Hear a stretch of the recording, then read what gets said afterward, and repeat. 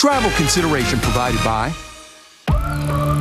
Stay ahead of your child's moderate to severe eczema, and they can show off clearer skin and less itch with Dupixent, the #1 prescribed biologic by dermatologists and allergists that helps heal your child's skin from within. Serious allergic reactions can occur that can be severe. Tell your doctor about new or worsening eye problems, such as eye pain or vision changes, including blurred vision, joint aches and pain, or parasitic infection. Don't change or stop asthma medicines without talking to your doctor. Ask your child's eczema specialist about Dupixent.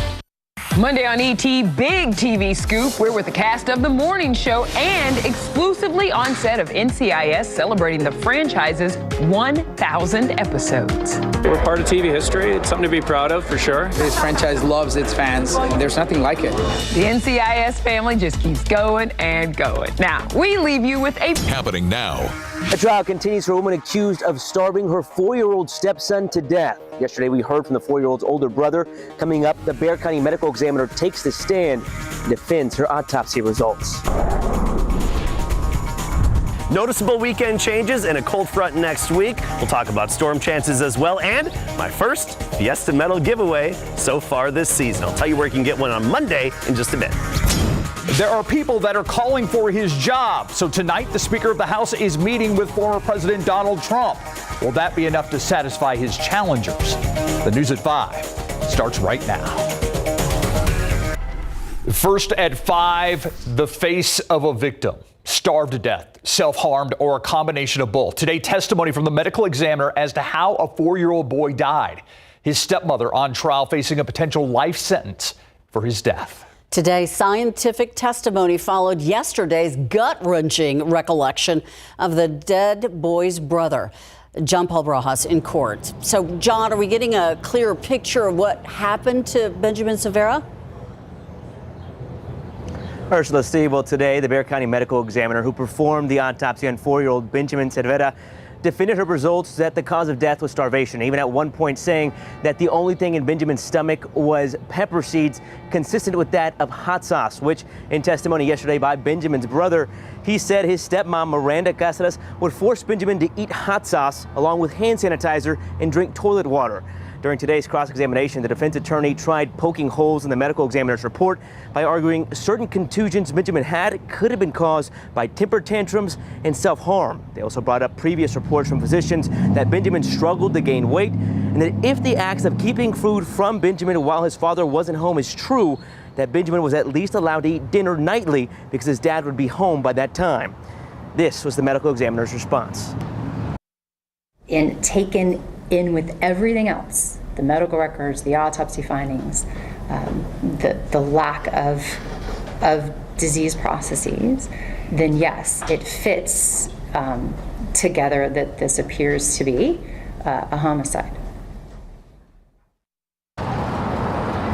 And court records show that Benjamin's dad will stand trial next month. We'll continue to follow this case and bring you the latest. It is important to remind you that if Cáceres is found guilty of starving her stepson, she could face life in prison. John Paul Barajas, KSAT 12 News. Such a disturbing case. Thank you, John Paul. Well, new at 5, FEMA announcing today nearly $18 million earmarked to come directly to San Antonio to support the city's migrant response. The monies will be distributed among 5 different entities, including the city itself, the San Antonio Food Bank, the Interfaith Coalition, the Episcopal Diocese of West Texas, and Catholic Charities. Local congressional leaders say San Antonio's Migrant Resource Center will be able to benefit from FEMA's grant. The news comes just in time. In recent months, city leaders have been discussing ways to come up with ways of funding the center's operations. 1 person dead, 14 others hurt, though, after DPS officials say a tractor trailer plowed right into a DPS building in Prenham, Texas. That's about 75 miles from Houston. The driver of that tractor trailer taken into custody. Yeah, investigators revealing the driver crashed through that building on purpose. That's what they believe. Possibly an act of revenge. ABC's Jacqueline Lee with the suspect's possible motive and the conditions of the victims that were inside. At least 16 people are injured after officials say a stolen 18-wheeler was intentionally driven into a Texas Department of Public Safety office in a rural town less than an hour and a half west of Houston. Stunning footage taken by ABC station KTRK shows a large red tractor trailer hauling material on a flatbed covered in debris, sitting near a gaping hole in the building entrance. Officials say 3 people were flown to the hospital in critical condition. 78-year-old male, blunt trauma to the chest and abdomen. Internal bleeding, highly suspected, altered level of consciousness. According to officials from the Texas Department of Public Safety Southeast Texas region, the suspect intentionally ran into the Brenham DPS office. In a post on Facebook, Washington County Judge Mark Keogh said that he was briefed by authorities and was told this incident was intentional and done by the suspect who was denied a CDL or commercial driver's license yesterday. He returned today with intent to harm. Texas Rangers are investigating the incident. No word on exact injuries at this time. Jacqueline Lee, ABC News, Los Angeles. Arrested and charged with multiple counts of sexual assault of a child, a former cheerleading coach now headed to prison for the next 5 years. That sentence handed down to Lex Fazan yesterday. In 2021, he was arrested after a security guard at Lavernia High School caught him trespassing. He reportedly told the guard he was there visiting one of his cheerleaders.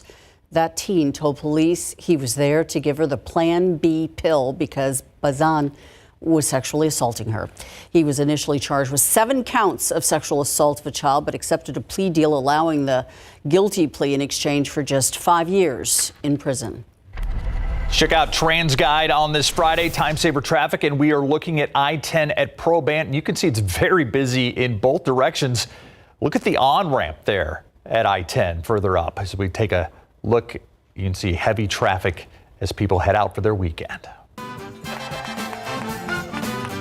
And part of the busy weekend is getting ready to enjoy Fiesta. You know, and one of the big enjoyments for Adam Caskey is giving away his latest edition of medals, and he's got a line in Seguin. Adam. Oh, we do. We are living the dream in Seguin right now.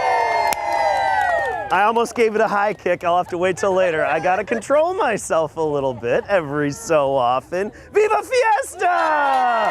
Look at this get up. Even the Crocs to go with it. I love it.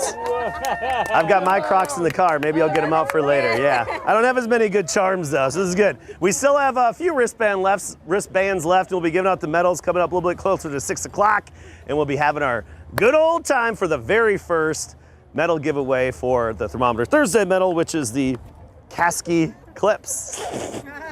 Get it? See what I did there? Fiesta, confetti, eclipses, Caskey. Oh yeah, oh yeah. It just brings me back to last Monday. Okay, anyway, let's talk weather going forward. Temperatures right now, we're in the 80s. It's not bad. I mean, you feel it in the sun, but it's not bad. We're upper 80s along the Rio Grande, and then closer to town, we're mostly in the mid 80s when you look at the Weather Watcher numbers. 81 in Bulverde, 81 in Bernie. Right now, Lavernia 85, and in Seguin, 81. It feels good. We got some nice cirrus clouds moving overhead, and guess what? They're going to give us a beautiful sunset, but we also have some changes to talk about for the weekend, some changes that you'll feel as we go into the weekend, and you'll see them as well. And update on storm chances for next week. Fiesta next Thursday. We'll see you in a bit. Thank you, Adam. A big splash on the Riverwalk today, as well as the barges for this year's Texas Cavaliers River Parade were placed in the water. 30 barges will be decorated and outfitted with Fiesta colors and symbols. There were some 200 volunteers that are going to be working to get everything ready for the parade. It's set to take place April 22nd. That's on a Monday. The Texas Cavaliers are continuing their mission to raise money for causes that help children throughout South Texas. This parade, an annual, very unique tradition that Fiesta fans look forward to. Really exciting. Our floats get better and better every year. This year there will be more lights, more smoke, more special features, and a surprise here and there. Now, he says the Cavaliers River Parade draws some 200,000 people to the Riverwalk, and they just want to see it in person. But if you can't make it down there, KSAT is airing it live right here at 7 o'clock. Our coverage will begin during KSAT 12 News at 6 with the military pre-party. In San Antonio's Party with a Purpose now less than a week away. As your Fiesta station, we're hosting special watch parties exclusively for our KSAT insiders. Scan this QR code to get your tickets for our Battle of Flowers party. We're also hosting one for Flambeau, so get your tickets now. All you have to do is sign up to be an insider, which is free. Then you'll get first access to these tickets along with access to other special events and announcements. And yes, Ursula and I will be at the Alamo Dome for Fiesta next Thursday. Looking forward to the new location as well. Embattled House Speaker Mike Johnson scheduled for a well-timed joint news conference with former President Donald Trump. This event at Mar-a-Lago coming just as Johnson is confronting the most serious challenge to his speakership yet. Yeah, GOP Representative Marjorie Taylor Greene of Georgia continues to dangle the possibility of forcing a vote to remove him from his leadership post.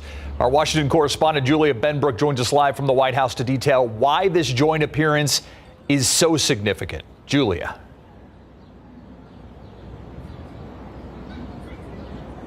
Well, this joint news conference comes as Johnson tries to lead a divided GOP conference and faces a threat to his speakership. Johnson's decision to appear alongside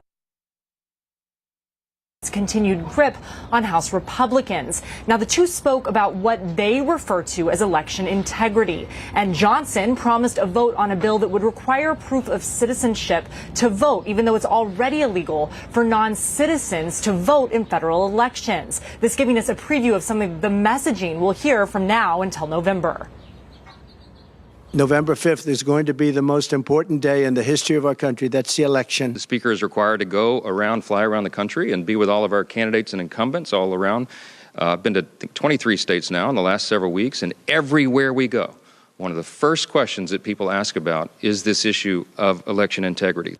Former President Donald Trump and House Speaker Mike Johnson appearing together on Friday during an event at Mar-a-Lago. Let's look at this rookie speaker for what he is, somebody who is navigating legislative minefields all the time. According to sources close to both the House Speaker and the former president, Johnson's allies have asked Trump to publicly support him, or at least stay out of the back and forth with House Republicans. Trump ally Congresswoman Marjorie Taylor Greene is currently threatening Johnson's job. Really only two groups can save him, and of which they're not really groups. One group is the Democrats, the other is former President Donald Trump. So he's going to go kiss the ring. Their joint news conference is focused on what they refer to as election integrity, amplifying false claims that America's democratic elections are catastrophically tainted by fraud. He spends his time and energy talking about a justification for what he's already done. There is nothing there. Johnson's been a strong Trump supporter and played an instrumental role behind the scenes in Trump's efforts to overturn the 2020 election. In fact, after the election, Johnson sent an email to every House Republican soliciting signatures to support a long-shot Texas lawsuit seeking to invalidate electoral college votes in several key states. That lawsuit was eventually rejected by the Supreme Court. Johnson faces many challenges ahead. He's considering advancing some form of funding for Ukraine, something that Trump has spoken out against. He's also been working to pass a contentious reauthorization of a foreign surveillance law. But Trump called on House Republicans to, quote, kill the bill, and hardliners did that earlier this week. The House was able to pass a modified version of that bill this afternoon. Reporting live at the White House, Julia Benbrook, KSAT 12 News. All day long, we've been hosting this phone bank for Project Mend. It's an organization very near and dear to a lot of people's hearts because what it does, it helps people who have come across a need for medical equipment, and it provides it to them. Joining me now is Dexter Moon from Project Mend. But before we get to you, Dexter, we need all these phones ringing. Do you have leftover equipment sitting around your house that crutches, maybe an old wheelchair, those kinds of things, or maybe you just want to make an outright donation? The phone number to call is 210-351-1363. Let's get the phones right there ringing off the hook at noontime today. And tell us what you've received so far, Dexter. Yes, ma'am. We've received some hospital beds. We've seen donations of crutches, wheelchairs, and like you said, we've even seen some monetary donations, which is amazing. That helps us out a lot. Okay, so why is it so important to donate these kinds of things? Because you can buy these in a store, right? Yes, you can buy them in the store. However, we have a really unique mission. We take in donations of these pieces of equipment. We refurbish them, we sanitize them, and then we issue them out for free, basically. So if you've hurt yourself, you had hip surgery, let's say, and you're going to need a wheelchair or a walker, someone can call Project Mend? Yes, ma'am. They can call Project Mend. We can either set up an appointment for you to come drop it off, or we can come pick it up. But speaking of donations and drop-offs, Sunday from 8 to 3 at Morgan's Wonderland, we're having our community equipment drive. So if you have a piece of equipment rolling around at the house and it's sitting in the garage, you can bring it on down. They're awesome. All right. Yes. All that information is available on KSAT.com. Again, the phone number to call 210-351-1363 for Project Mend. We'll be right back. Here's what we're working on for the news at 6. Neighbors saying this West Side house is a drug house. The city ordered it to be demolished. So why is the federal government trying to keep that from happening? This and more today on the news at 6. Go out live right now with live cams. We look towards the airport. Wispy clouds, blue skies. Perfect temperature. Makes you want to go into the weekend with, maybe something shiny, dangly. Yeah, you might want to have a little medal for Adam Caskey dangle in there. With the Caskey face on it. Oh, can't go wrong. Adam. Where's the music? I need that music. Okay. You're doing a great job. We just figured you danced to your own music. You're doing fine. Yeah, you're fine. We got a fun crowd out here. We finally have the shade, too. At Seguin Chevrolet, just east of San Antonio. This is our first medal giveaway Monday. We'll be on the south side. I'll give those details in just one moment. And we'll be giving away our medals momentarily, having some raffles. I got one of the homemade thermometers that matches the medal back there. But really quickly, let's get to some of our weather headlines and talk about what's coming down the pike, because we will have humidity increasing as we get into the weekend. We'll have warmer morning temperatures, some morning fog, a little bit of uncertainty with the cold front as we get into next week. Is it going to move through Thursday? Is it not going to move through Thursday? There's some uncertainty there, and then some minor storm chances to talk about along with that. So let's just get to everything right now. Let's go full screen so you can get your weather in and get ready for your weekend. And notice our dew point tracker, the dew point trend. Dewies on the rise, and we're going to feel that added humidity a little bit tomorrow, but especially on Sunday, and then most of next week as well. You'll notice that extra humidity in the air. 60 tomorrow morning, 84 in the afternoon.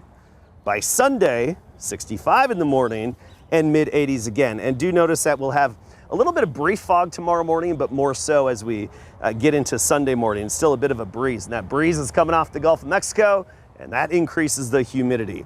Rain chances. I wish they were better. Things are actually pretty green out here, to be honest with you. But rain chances are on the low end. We're talking 20% on Tuesday. And then Thursday and Friday of next week, of course, that's Fiesta. 20% chance. A lot of uncertainty with the potential cold front that could be moving through. But even if it does really punch through our area, we're not expecting a whole lot in terms of overall rain chances or thunderstorm potential with that. Upper level low, bringing good rain to parts of New England. That's what we need around here, but that's moving away from us. Big Blue H, it's sneaking in a little bit. And I don't like that, but it's sneaking in, and it's gonna really be impacting our weather and preventing any good rain chances over the next several days. It's gonna slide east, and that opens the door for some disturbances. We just don't have all the ingredients in place. 82 at the airport right now, but a dew point of 52. That's not bad. That means temperatures are going to drop off quickly tonight.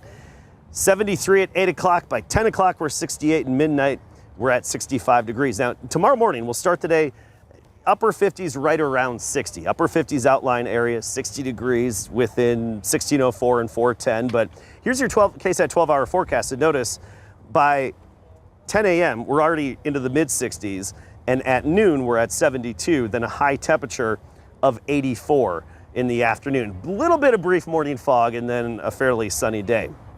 Mid-80s tomorrow.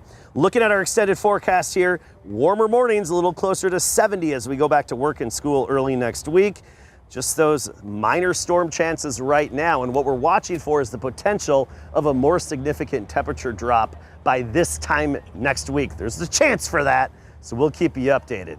In the meantime, what do you say we all do some raffles and have some fun? And give me a Viva Fiesta. 3, 2, 1. Viva Fiesta! I'm starting to lose my voice again. You know how I got triggered during the eclipse? Yeah, this is scary. I know. This is scary. I need a weekend. This is definitely Fiesta time. He needs a weekend, he says. Thank you, Adam. He's got one coming. All right, Spurs back home, taking on the defending champs at the Frosty. Let's check in with Larry Ramirez. Yeah, guys, you know, the Spurs have 2 games left in the regular season, both right here at the Frostbank Center. Tonight, they're going to take on the Denver Nuggets, who are still fighting for that #1 seed, and the Spurs would love to spoil that. Plus, the Spurs are also tied for their worst record in franchise history. What does Trey Jones think about that? Coming up.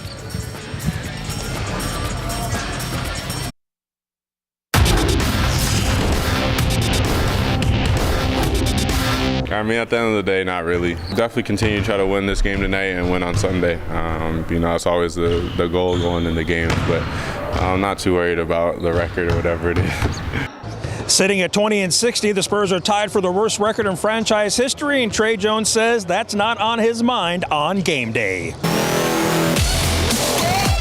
Good evening, everybody, and welcome live to the Frostbank Center, where tonight the Spurs will host the Denver Nuggets in their second to last game of the regular season, and the Spurs are certainly looking to go out on a high note. So San Antonio will host the Denver Nuggets tonight, and then the Pistons Sunday at 2:30 p.m., and then unfortunately it's season over with for the Silver and Black. When it comes to the playoffs, the Nuggets have something to play for, while the Spurs do not. But playing the role of spoiler sounds kind of fun. Mary Rominger went to Spurs shoot-around, and she has more.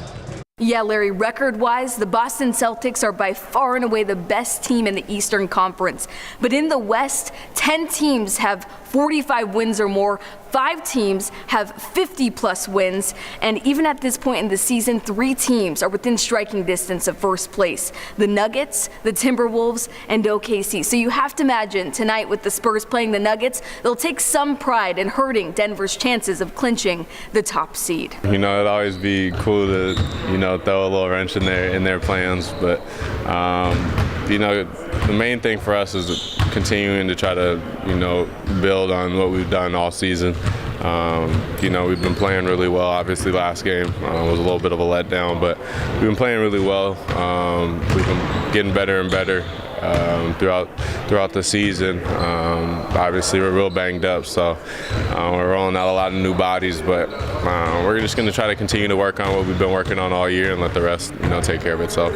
It's no secret the Spurs have been dealing with their fair share of injuries, but with Victor Wembanyama in the mix tonight, anything can happen. From the Spurs practice facility, Mary Rominger, KSAT 12 Sports. Larry, back to you. All right, thank you, Mary. The Spurs will host the Nuggets tonight at 7. Malachi Branham is out due to concussion protocol. We'll have more Spurs Nugs coming up at 6 o'clock. We'll be right back after the break. Thanks so much for watching the News at 5 with us. World News is up next. We'll see you back here at 6 o'clock. Have a great weekend.